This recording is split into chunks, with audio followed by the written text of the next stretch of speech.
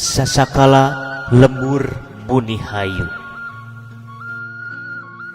Kacaturkeun di Kacamatan Jalan Cagak Kabupaten Subang aya hiji lembur nu katelahna buni hayu. Ngaran ieu lembur leutik teh cenah cek sakaol sasakalana tina ngaran pasawahan anu disebut sawah Cibuni. Naha bet disebut sawah Cibuni? Tah, ieu ge aya sasakalana. Di ngaranan Cibuni teh cenah lantaran aya kepercayaan di masyarakat eta lembur lamun aya jalma nu keur ditapuk ku kabingung atawa istilah zaman ayeuna mah galau teh heug nyebut ka eta sawah, eta jalma bakal ngerasa ayem tentrem deui sarta bakal ngerasa buni tina panenjo batur. Dina hiji mangsa eta lembur kadatangan ku tentara Walanda anu harita keur ngajajah negara urang. Tangtu bae tujuan tentara Walanda teh pikeun ngeduk hasil tatanen nu aya di eta lembur kayaning cikur, laja, koneng, pala, kopi, jeung sajabana. Caritana komandan eta tentara ngajak madami ka kokolot di eta lembur. Good morning, sir, cek komandan Walanda. Aduh, punten mister, abdi mah teu gaduh munding. Tembal kokolot lembur da disangkana si komandan nanyakeun munding. Nah atuh ari kai teh si komandan seuseurean. Sing horeng manehna teh ngartieun kana basa Sunda sabab geus lila cicing di Subang.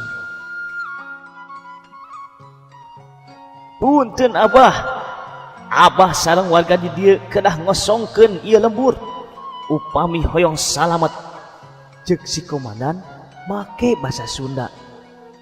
Ish, geuning etah ilaing bisa basa Sunda.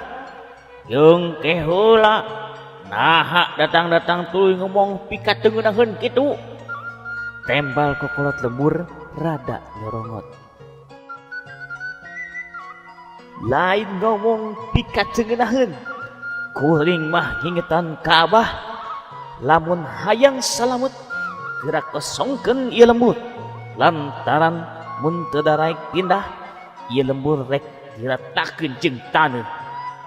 Tembal si komandan balik morongos. Teu sieun aing mah pek teh teuing dek nyerang mah aing jeung batur salembur moal deuk ingkah. Tembal kokolot lembur teu eleh galak.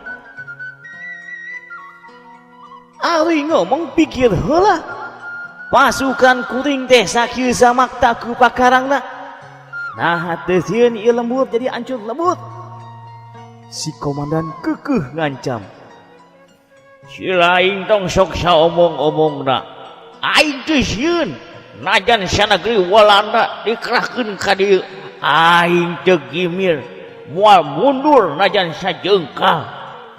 Tembal si Abah bari curung kudung dangtung, curugna tangka ngacir kana irung si komandan.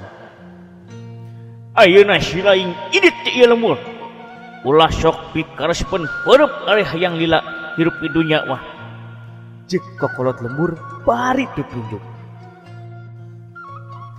Eta komandan Walanda teh ngelehan ngajak pasukanna indit ninggalkeun si Abah kokolot lembur bari dagang tutut alias bimoli bibir monyong 5 mili. Keheul tayohna mah asa dihina ku aki-aki. Tapi sing horeng eta pasukan Walanda teh teu jauh nyingkahna. Di hiji tempat nu suni maranehna nyusun darancang rek nyerang eta lembur. Pakarangna kawilang pepek kayaning pedil, pom, bayonet jeung rea-rea deui. Geus moal boa. Tangtu urang lembur bakal kasoran ngalawanna. Teu lila kadenge komando tentara Walanda nyerang eta lembur. Urang lembur kacida rareuwaseunana da puguh teu nyangka bakal diserang dadak-dadakan. Aya nu ngalawan, aya nu nyebut bae. Korban nyawa ti unggal lembur geus mimiti kaciri. Jalma-jalma ting golepakeun aku tembakan jeung bayonet. Atuh sora nu ngeting cererit ting kociak, matak muringkak bulu punduk. Lembur ngadadak saheng ku sora tembakan jeung ting kociakna pengeusel lembur.